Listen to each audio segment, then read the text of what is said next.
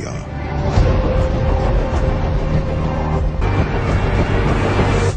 This is Earth. After Earth follows the story of Kitai Rage and his father Cypher. They are stranded on an uninhabitable Earth with Cypher gravely injured. As such, Kitai has to go into the wilderness, find the other section of the ship, and recover its emergency beacon. The good! I like the movie's technology. I think it looks pretty cool, it creates some cool effects, and the weapon is really cool. Yeah, that's about it. The iffy. There were flashback sequences used in this movie that didn't make a whole lot of sense at times and were used only to spark character development, and even then, they weren't great. The bad. The biggest reason those two categories are so short is not because there aren't things about the movie to like necessarily, but mostly because the movie was so boring that it's hard to remember the things that I liked about it. It was a father and son bonding trip, you know, they got crashed somewhere and thus they have to work together to survive, and this struggle they go through brings them closer as a family, right?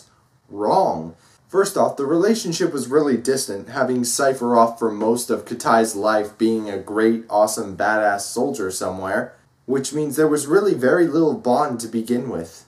You'd think from there they'd have nowhere to go but up as far as that relationship is concerned. This movie physically separates the two characters for the majority of the runtime. It's bad enough that the two characters we get to see for most of the movie are separated and barely have any scenes together, but this bond is touted as family, and it doesn't really quite feel like family. This story could have been about a seasoned veteran and a rookie going out and getting in a crash landing, and the veteran having to train the rookie, and it probably would have been more effective.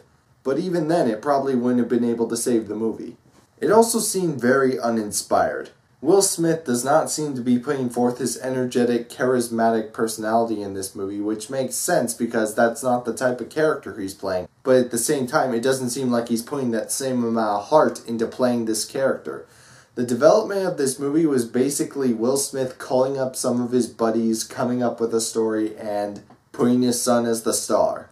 It must have been like a birthday present for Jane or something, because I don't feel like this came from a creative place. This movie is probably the definition of average. Nothing within the movie seems particularly wrong enough to warrant a much lower score like the scores it's been getting from most critics, but it's boring, and that's just about the worst thing a movie can be. This is Detective Steve saying, happy birthday, Jaden Smith. You get a lame movie. We're gonna make it through tonight, and everything is gonna be okay. Nothing is ever going to be okay again.